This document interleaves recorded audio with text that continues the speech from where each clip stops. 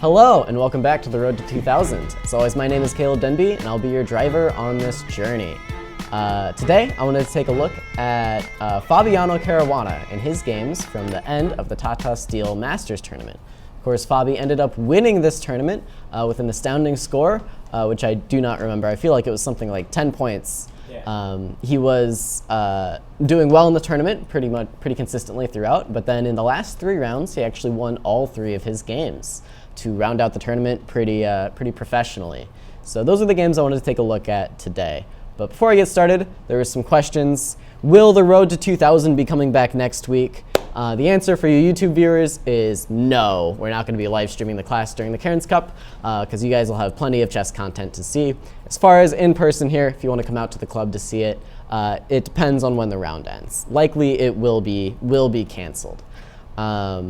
With that in mind, let's move on to today's lecture. The first game I want to look at is the game between Vladislav Kovalev against Fabi Caruana. And in this game, Fabi had black. And it started off in the Roy Lopez, which I'm sure most of you have seen before.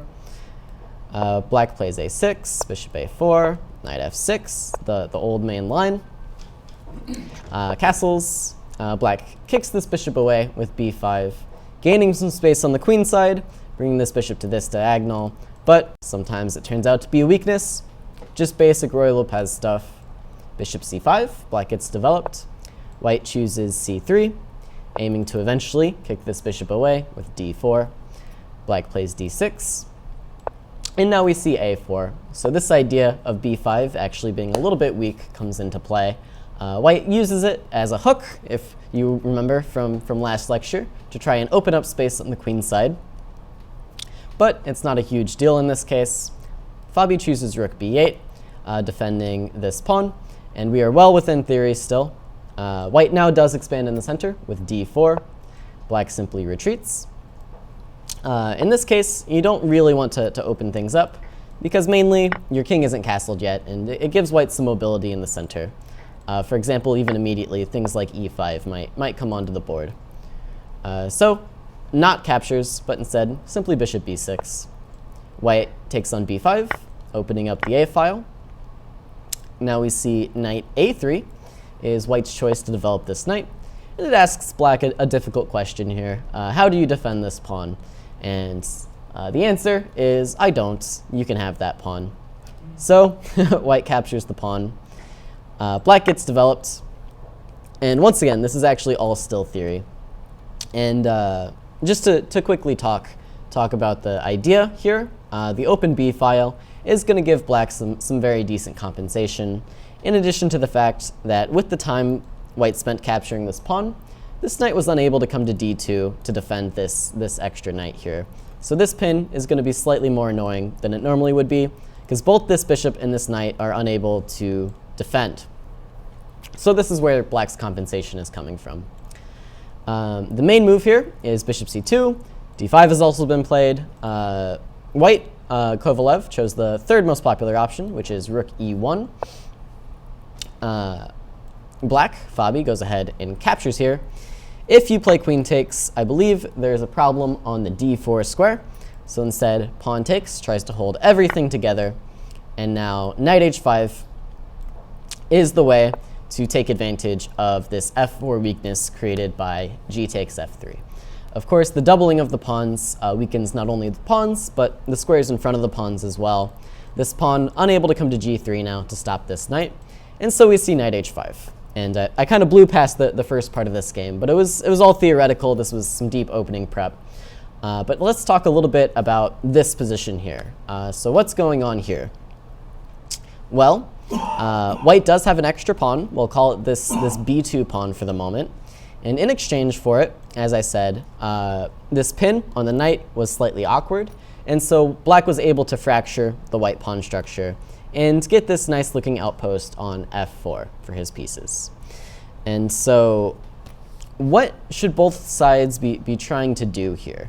There's kind of a role that is set for each side by accepting a gambit like this. So what is black trying to do, and what is white trying to do? Let's discuss. So let's start with black. What is black trying to do in this position? both specifically or just general ideas? I'll give you a little bit to think.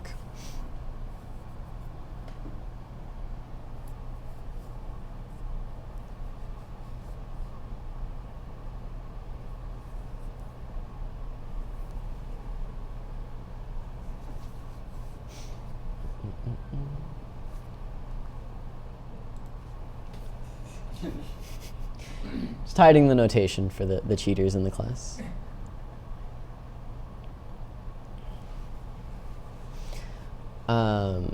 So any ideas for either side here? Yeah? For black, I would think about storming the king side. Yeah, he's kind of telegraphing his hand here with this knight coming in. So you said storming the king side, which is a good way to put it, I suppose. So what that means is a lot of things. Moves like knight f4 are going to come. You see these pieces on the queen side can actually kind of shift to the king side as well. You might see this knight also make an appearance on the f4 square. And this bishop, while on the queen side, is a very long-range piece. And if the pressure to d4 is ever so great that it feels the need to move, this bishop is going to be looking at an f2 pawn, which is very relevant. In addition, this queen might come out to h4, and you might see even an f5 push, trying to get a rook into the game as well. So these are ideas that should be being tossed around in black's head. So you got the general idea, and so the next step is to find those specifics, which is the difficult part in chess quite often, is finding the specific ways you want to go about your plan. In this case, Fabi, of course, started with this move, knight h5, aiming for the f4 square. Now, even more general than that, when you do sacrifice the pawn, it's important to find targets to play for. You don't want to just kind of let your opponent get everything under control, so you need to be playing actively. So storming the king side, in this case, is one way to do that.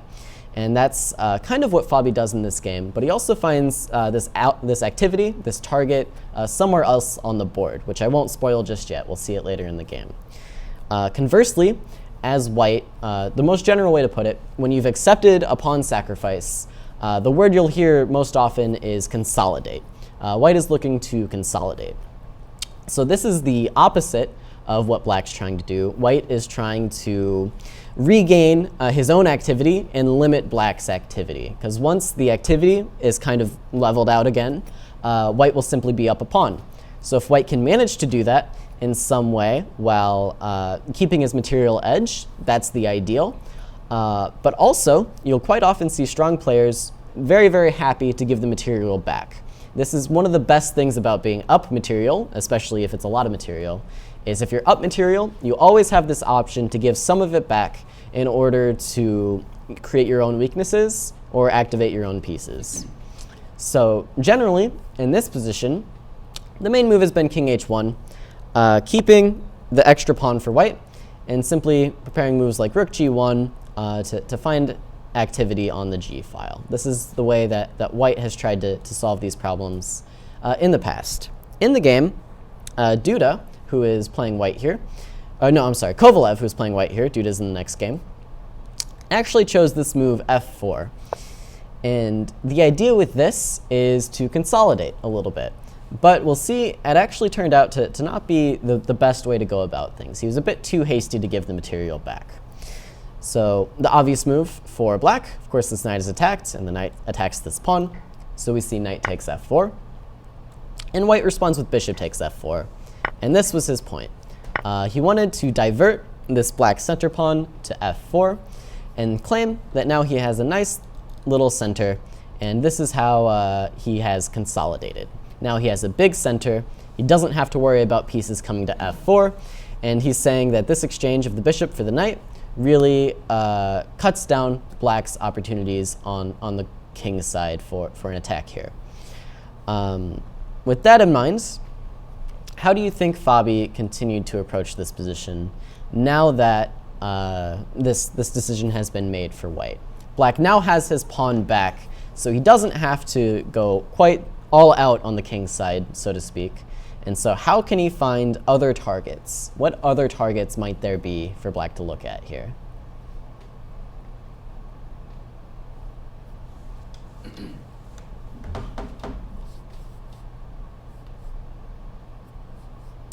I'll give you a moment, but yeah. Any idea?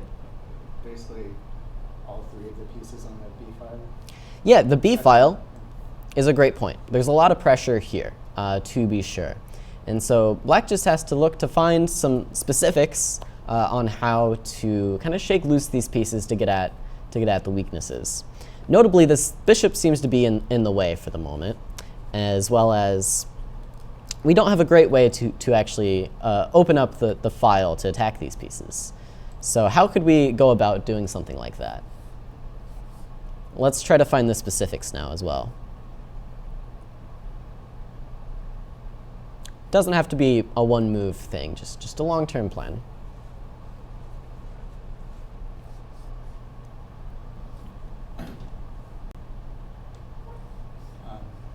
Yeah. Find a better square for the knight. Yeah, exactly. This knight seems to be the problem piece, right? Once we move this knight, let's say to e7, what does that allow us to do next?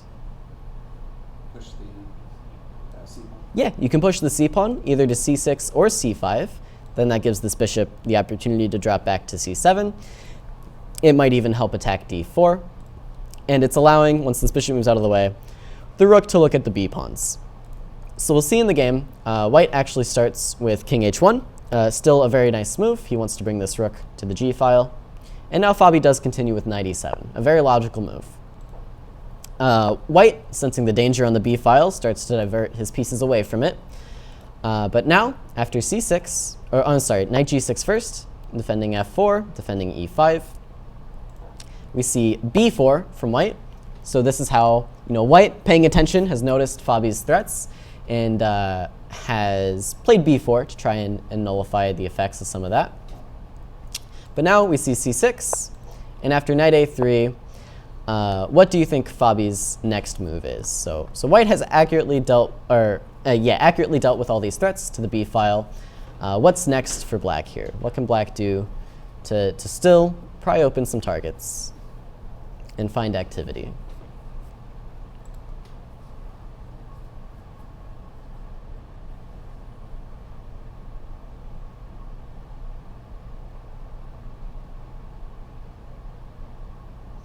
And yeah, that's actually a great point. Back when white played king h1, I think queen g5 might have been a threat, which also is a good reason to play king h1.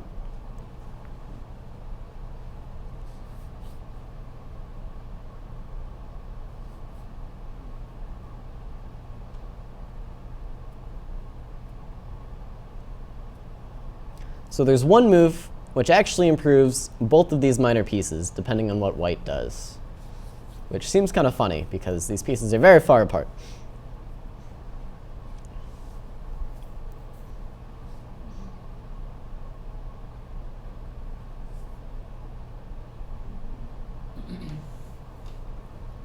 You can even make the claim that it improves this piece.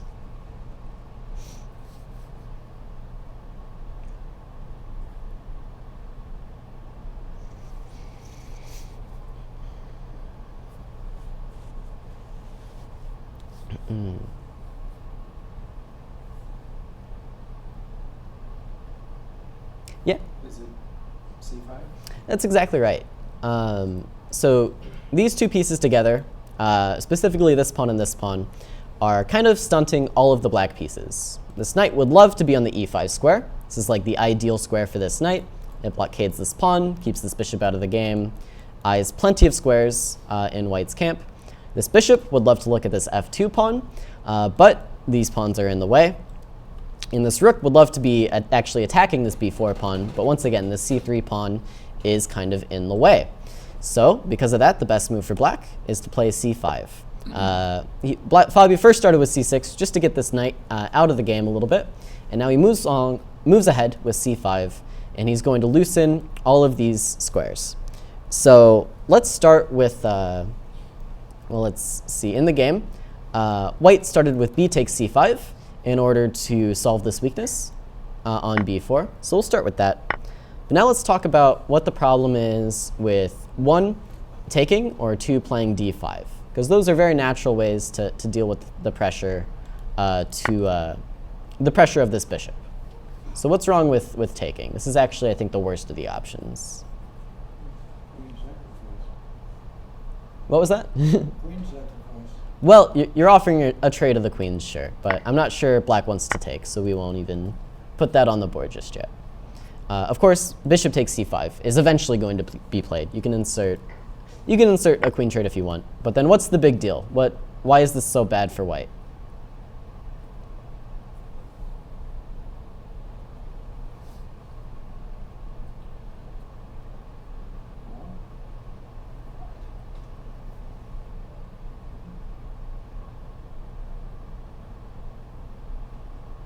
Yeah, so Great Wolf in the YouTube chat has most of the reason why. Yeah? Pawn structure? So it's the pawn structure. Specifically, like we were saying, it's this e5 square for the knight. First of all, f2 is attacked, so you have to do something about it. I don't care if you want to play f3 or rook f1 or rook e2. Let's just say f3. Now knight e5 is going to come, and this actually permanently kind of ruins this white bishop here. It's always going to be stuck behind this pawn. f3 is going to be under pressure. Things like queen h4 are going to be threats, and kingside pressures is still going to be very relevant. In addition to that, you actually also leave yourself with a weak c3 pawn as well. But that's kind of secondary to this e5 square being the problem.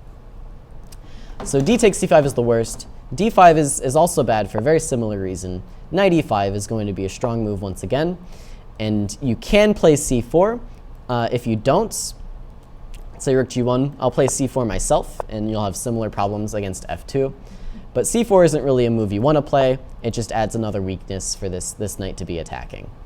So d5 and takes are both really not great. So what white does in the game is probably his best option. He tries to let this tension just stand.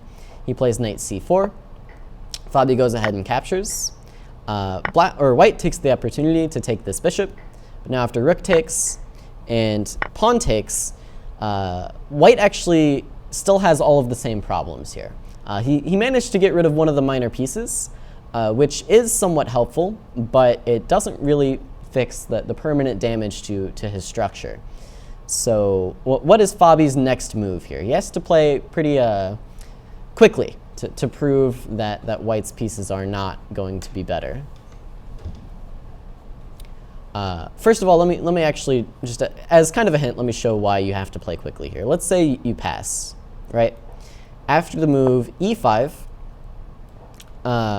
this rook defends this center. This bishop is completely opened up, and you have nothing to do with your pieces here. White would be much better, I think, after h6 and e5. This looks pretty good for the white player. So that's what you're trying to avoid, things like that happening.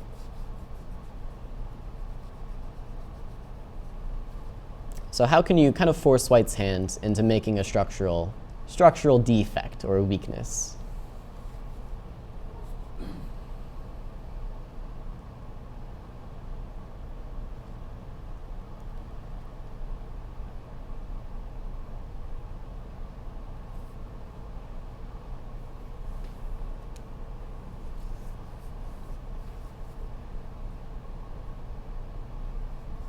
What do you think?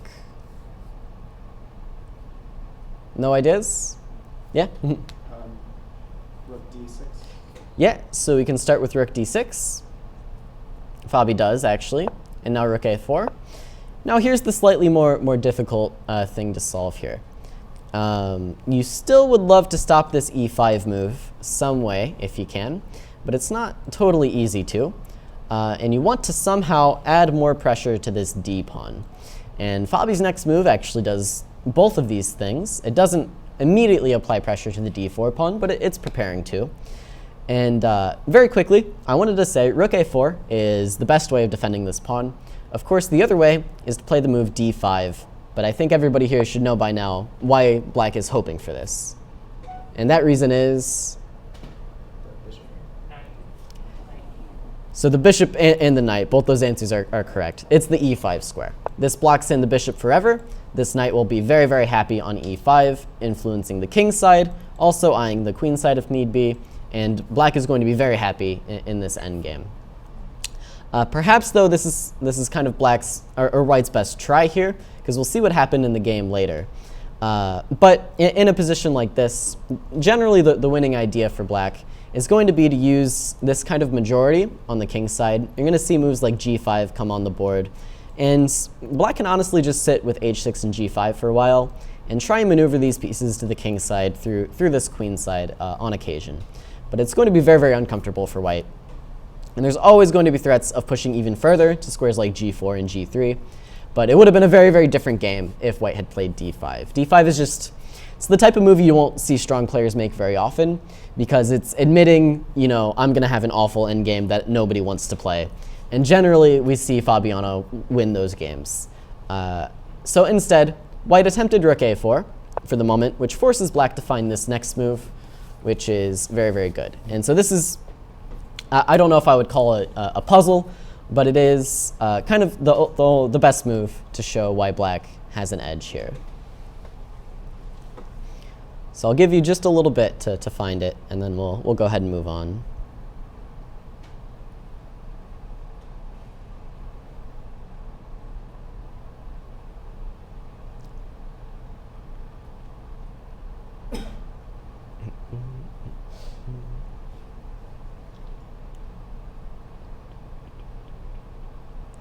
So keeping in mind, this is the key move we're trying to stop. And we also want to add pressure to d4 somehow. So people on YouTube do have it. But they're pretty strong players sometimes. Anybody in the room want to give it a shot? Yeah? Knight e5. That's exactly right. So shout out to Dan Cruz, Somar, Corey, the Jackie. Everybody loves, one person types and then the rest just copy them, I think. But knight e5 anyways is a great move. As always, my favorite way to stop a move in chess is to make it illegal. So with e5 being illegal, white's not going to play it, hopefully. Of course, the idea is there's this nice pin on the queen to take advantage of. So knight e5 is played. White continues with f3. And then the point of black's play is this next move. So knight e5 is useful because it allows this knight to go to where?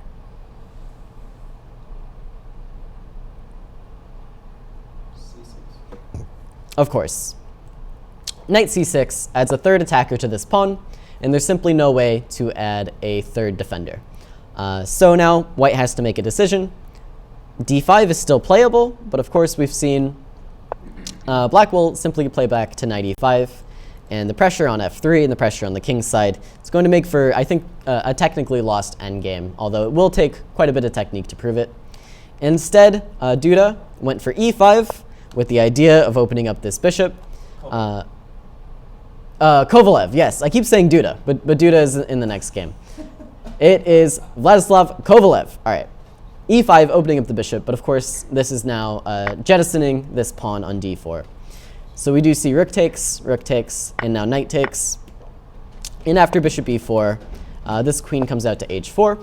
A nice little, a nice move, we'll call it a tactic, to make sure that the queens stay on the board, which is going to be favorable for black, considering this king is a lot more exposed than this king. Of course you can't take the knight due to queen takes e1. And it is unpinning, so it lets your knight move. So queen h4 is a nice move. We now see rook g1, rook d8, and Fabi is simply much better here and technically winning. Queen f1, Fabi continues with g6, just alleviating some of this pressure. Rook g4 is black's try. This queen comes back to e7. The rook does capture on f4, but now after queen e5, rook h4, knight e6. You actually see here the knight kind of outshines this bishop just a little bit. This f4 square is always going to be very, very strong. And now with this rook on this open file, the end is kind of near. Rook h3 was Kovalev's move. We see knight f4, rook g3, and now rook d2. And white actually threw in the towel in this position here. As to why he specifically chose this moment, I suppose things like queen h4 are coming with a lot of force. Things like queen b2 are also coming. This second rank is just kind of indefensible for white here. I think we got someone peeking in the door, but no worries. So any questions about this game? There was one earlier on that I wanted to check back in on, but before I do that, any other questions? So this is, yeah? Did White do anything wrong? That's an excellent question. This is one of those games that really makes you think about how strong Fabiano Caruana is. What was the question? Did White do anything wrong? And it's kind of difficult to tell. I was actually asking myself the same question before teaching this lecture. One thing is that this f4 idea probably just isn't the best way to consolidate. Black really doesn't have any problems after f4, and Fabi showed why here. Black still has activity, and now White simply just doesn't have an extra pawn to show for it. Granted, the plans do change for Black after f4 compared to just king h1 as normal, so it did kind of force Black to play a little bit creatively, but Fabi rose to that challenge very, very nicely. Hi, welcome, come in. And in addition to that, while I don't think White is like losing here, there were some inaccurate moves. For one, the pressure on this b file probably wasn't quite so relevant to call for bishop c2. This bishop's on a nice diagonal, kind of pressuring the king's side, and maybe White should have played a little bit quicker with rook g1 immediately. Play might have continued very, very close to how the game happens.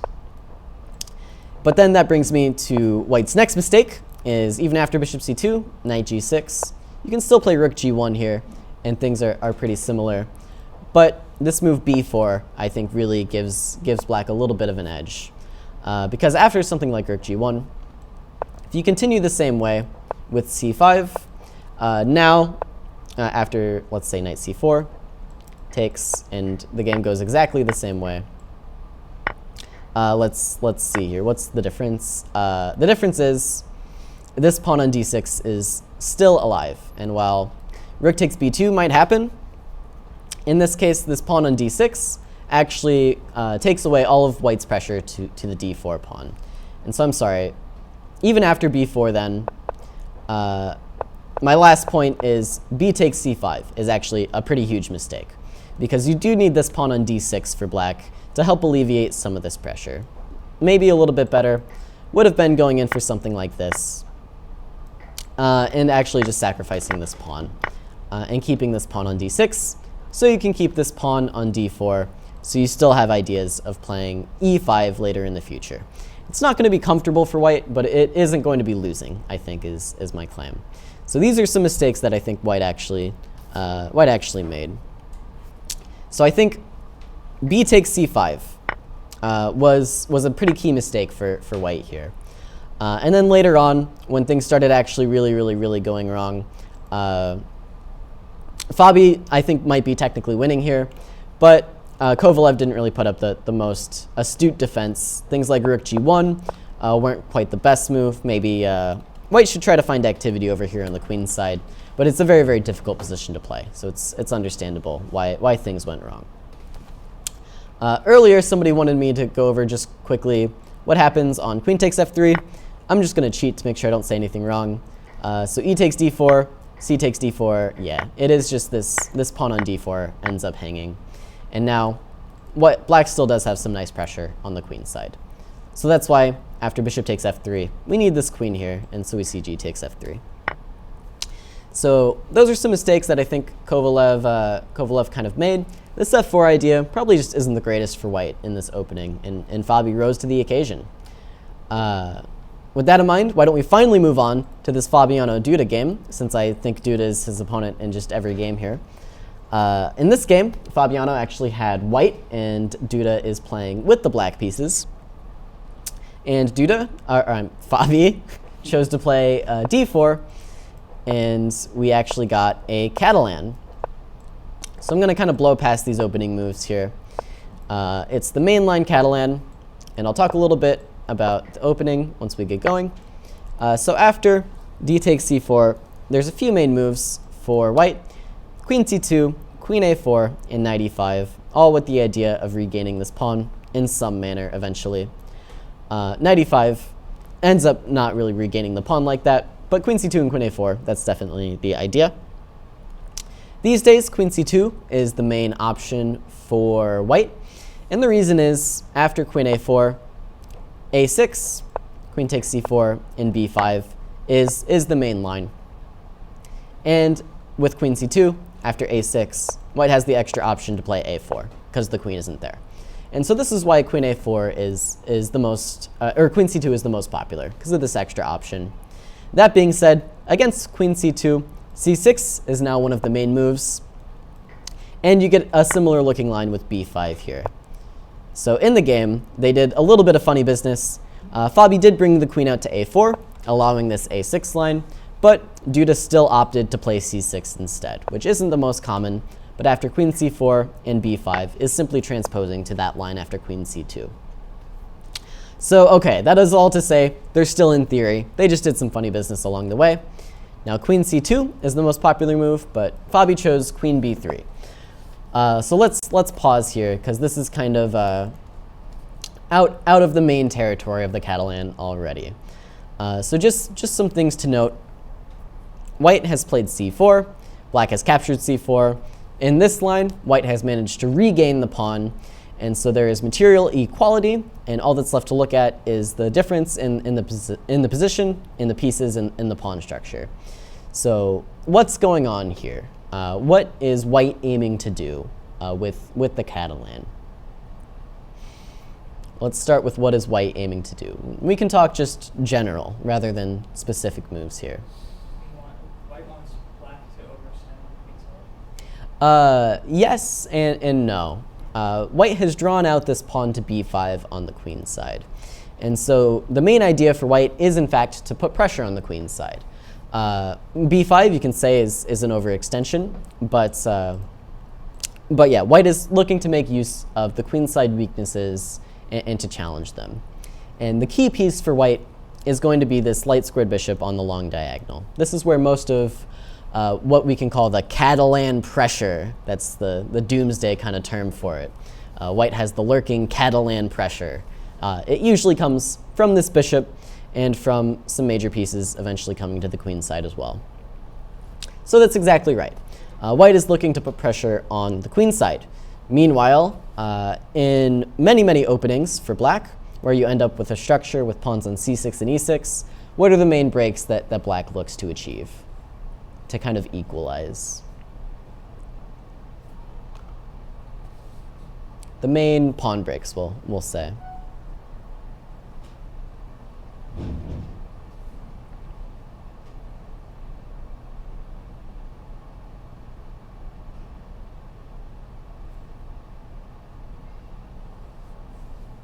Any ideas? C5? Yeah, c5 is the main one. And then rarely you'll see, you wouldn't expect it from this position, but e5 as well is also a very nice pawn break. The point is, white has this extra central space, and that's what's causing a lot of black's problems here for his pieces, and for especially this pawn on c6. And so black should strive to challenge this pawn, whether it be with c5, which is usually more achievable, or e5, which in this case looks less achievable because white's knight is well placed to challenge this square. With that in mind, obviously playing a move like c5 immediately is pretty suicidal. You're opening up this bishop, and you haven't developed your queen side at all. So black plays this move, bishop b7. And I did want to talk about queen b3 a little bit as well. Queen c2 being the main move, keeps more pressure on c6. I think with queen b3, Fabi is simply saying, rather than challenging the c6 pawn, he's going to be challenging the b5 pawn. And that means you can expect moves like a4 maybe later in the future. And you can also expect it to make c5 a little bit more difficult to achieve because this b5 pawn is going to face capture. So black just continues naturally, plays bishop b7. White also continues naturally, rook d1. Supports the center, perhaps it frees this knight to come to e5. We see knight b d7. Black does get developed, and now white makes a key decision in this game and plays knight e5, allowing for a change in structure. So black rises to the occasion, plays knight takes e5, and pawn takes e5. Knight d5 looks like a very natural move, but of course is a huge mistake. How does white win here? It's a pretty simple tactic.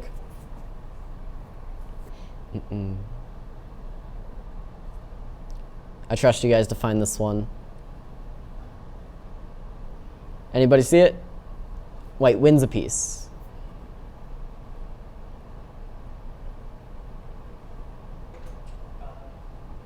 Knight C3. Well, it's like knight c3 in the sense that it attacks this knight, but it is not knight c3. E4. e4, of course. You simply attack the pinned piece, and this knight can't move. Black is losing. So Fabi's idea is that this change of structure forces this knight back to d7, where it's a little bit safer, a little bit closer to home, and makes the black pieces a little bit awkward. And this is actually a pretty common idea that you'll see in Catalan type positions. This knight comes to e5, and black sometimes decides to capture this knight, and you get a new structure. And whenever the structure changes, you kind of have to pause and ask yourself, how does this change the position? How does this change the ideas? And does this mean I need to kind of recalibrate what I'm doing? Do I need to readjust and find something new to do with my pieces? And so let's ask those questions.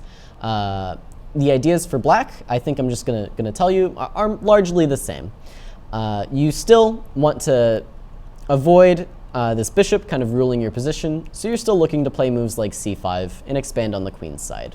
The difference now is that you're not doing it to attack the d4 pawn, you're just doing it to gain space to free your pieces. But for white, there's one kind of key difference in the position that you have to be somewhat focused on here. So yes, you're still going to have the queenside pressure. You can still play for things of that nature. But one piece in particular now definitely has a square it would like to get to. And what square is that, and what piece is that?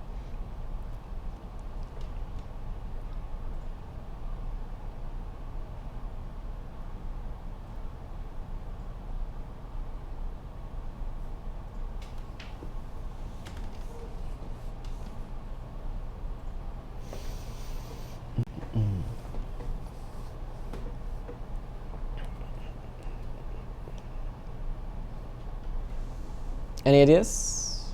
Yep. I suggest the d4 square.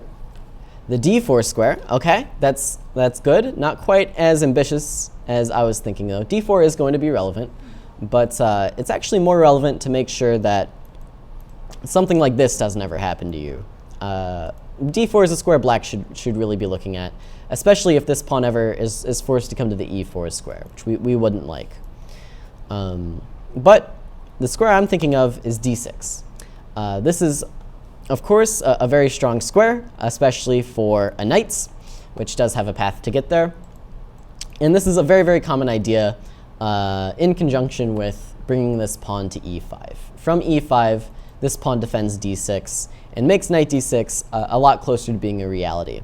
So definitely, that's a very important idea you want to keep in mind. And that's just kind of a facet of this structure. This pawn on e5 controls d6, and so very often you'll see knights try to come in to this square. So that's really the main difference in this structure compared to this structure with the pawn on d4 that I wanted to talk about. So okay, first we see bishop f4, just preemptively defending this pawn before black unpins. Black then unpins. We do see knight c3. And so there's a little bit of tactical justification. For one, if you take this pawn, you just get a little bit pinned up, which is never fun. And secondly, I think you can actually get away with capturing on b5, drawing this queen away. And this is going to be pretty favorable for white, I think. This rook might come to d8. Well, third tries the charm. And then after bishop f3, there's just going to be a little bit of pressure on the queen's side, I think. And I might have even missed something better for white here. In fact, maybe I can even get away with some very, very funny business of this nature, taking advantage of the fact that this piece is under pressure. So not knight e5 after knight c3, but instead we see knight c5 is black's idea. It hits the queen, so the queen moves. And now black takes this opportunity to gain some more space on the queen's side with the move b4. So white's knight is attacked. And here, of course, our goal is to get to d6. So how can we achieve that? What do you think? Keep in mind, Fabiano is a very stubborn person who will sometimes go to great lengths to achieve his goals when it's the responsible thing to do.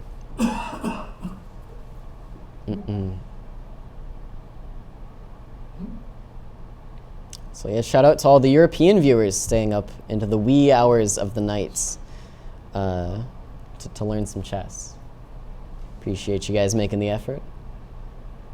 So what are we doing with this knight? How do we get to d6? What's the path? Yeah? b1, d2, c4. Yeah, obviously, right? You bring the knight back to b1, you have a couple options, and you want to get to d6. Of course, if knight e4 here, what would we see black do? Exchange. Yeah, I'm willing to bet black was planning to exchange here and simply play a move like either h6 or g6 in order to deal with the pressure on that side of the board. In fact, yeah, let's say g6. And then after something like rook c1, you could expect to see c5. And black is really trying to solve all of his problems pretty quickly here. A couple pieces get exchanged, and then black is doing quite all right. So instead of knight e4, knight b1 is Fabiano's move. Bishop a6 is perhaps preemptively guarding the c4 square. There's also pressure to e2, so Fabi plays bishop f3 to defend it. Rook ac8 is now black's choice. And this move actually might have been a little bit of a mistake. Believe it or not, sometimes simpler is better. Rooks belong on open files, and this would have been quite nice for black. White can continue with this move knight d2. We'll start rerouting this knight as well. And now, if knight c4, I'm not sure if we could actually expect white to take it, or black to take it, because he's been preparing in another way to deal with knight d6, whereas let's say simply rook b8. Now if knight d6, black is eyeing some tactical justifications, like knight takes e5 here. So the game could have continued like this. This knight might come to b3, aiming to put some more pressure on the c5 square in this pawn. And let's just say, for example, black does choose to take this pawn now. We can just look at it as a sacrifice for white, and we'll see white try and find some pressure on the queen side, but black is probably going to be doing okay. You can expect takes, maybe, yeah, we'll say, well, queen, bishop, we'll take it back somehow. And with the opposite colored bishops, black is going to be doing okay here. Instead, though, instead of playing a little bit more actively with rook d8, we saw rook ac8, which is kind of a strange move, just preparing to push this pawn a little bit further down the board, stepping out of this bishop's diagonal. But now it gives white an opportunity to take advantage of black's a little bit overextended queen side. So how can we take advantage of black's overextended queen side? How do we do it?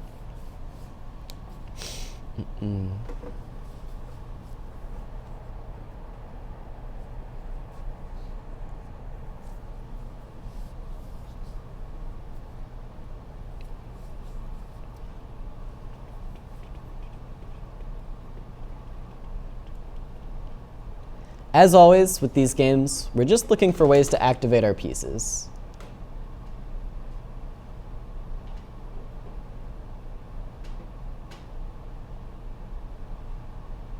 So which pieces are inactive is a good place to start.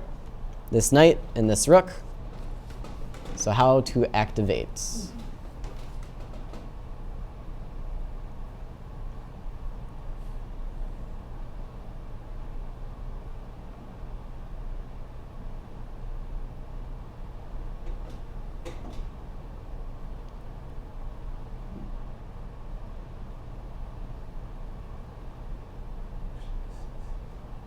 Nobody knows? Knight d2? So knight d2 is a fine move, yeah. Probably you could expect a lot of the similar things to happen. Things like knight d7, just to keep an eye on this pawn here. But there's actually something a little bit faster for white.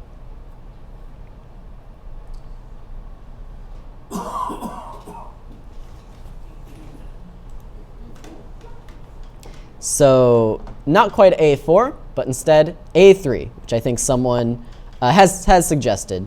They wanted to start with knight d2 and follow it with a3, but a3 immediately I think is just a bit better. If you do start with knight d2, let's say rook d8 gets played, and then you play a3.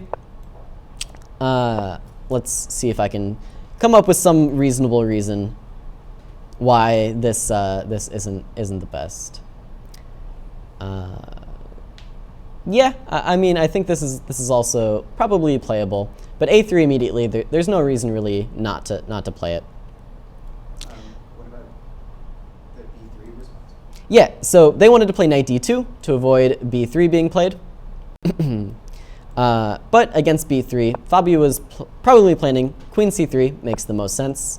And now after knight d2, it's going to be difficult to defend this pawn. I kind of helped white's cause by playing knight d7 for black. But let's say even you try your hardest to defend this pawn. Knight d2 is going to come. And let's say even you play queen b6. Now bishop e3 is going to come. And it's going to be tough to maintain this knight here to help. Well, even queen b7 will play the same way. It's going to be tough to maintain this knight on c5, defending this nice b3 pawn. And so white's just going to get some pressure from it. In fact, though, I think this is what black should have done. Instead, after a3, black kind of tried to admit his mistake and played rook b8. Just a quick little adjust of the rook after it came to c8. But now, of course, a takes b4 and rook takes b4. And now this rook is on a very nice open file. White continues with bishop e3. And after queen b7, if bishop takes c5 were to be played, there's this move rook takes b2.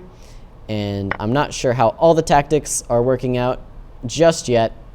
I haven't analyzed this too deeply. Don't know if you can tell. But let's ask the computer. Not rook takes b2, but of course rook c4 instead. I'm sorry. Rook c4 would be regaining the piece. So we don't see bishop takes c5. Instead, knight d2 keeps an eye on the c4 square, renewing the threat to the knight. Rook takes b2. We see queen c3. And now rook b5. Defends the knight. Here, Fabi missed the best move, king g2. Instead, he simply plays rook a3. And the way he played is very natural, so I don't want to discount it too much, because it does maintain an edge, and he's simply just activating all of his pieces. Queen b8 was played. Hanging this pawn, maybe Fabi should have taken it. Instead, he plays rook da1, which is, again, a very natural move, just activating his pieces along this a file. And there's not too much Duda can really do about it here. Bishop b7 was his choice, giving up this pawn on a7. But once again, Fabi is way too active. After knight d7, we do see this knight finally come to c4, and the dreaded d6 square is in fact looming. Rook d8 is his choice. White now plays bishop e4, preparing perhaps an f4 idea, just adding more pressure to the king side as well. c5. Black finally tries to break free, but it's a little bit too late now. Queen c2 makes a threat. Black plays h6. This bishop comes back to d2. And now we see knight f8. This bishop comes back to d3.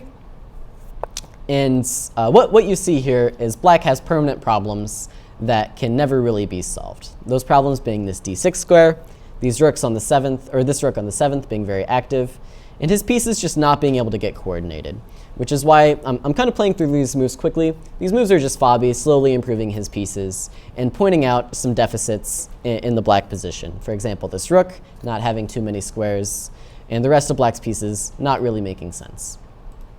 Rook d7 was what black chose, defending this bishop, preparing for knight d6, taking advantage of this rook's placement. So we see rook b6, and now Fabi simply captures this pawn on c5. And once again, this rook is attacked. Bishop d5 is how black defends it. But now rook takes d7, knight takes d7. Queen c8 check is a very nice move. This queen can't be captured due to a fork. So instead, knight back to f8, not the happiest move I've ever seen. And now Fabi trades queens and plays f4. He's simply up a clean pawn. This knight on d6 is very active. The bishops are more active, I'm willing to say, for Fabi as well. And this rook is going to be coming in to the 7th rank once again. We see bishop d8, and Fabi just brings the king into the game.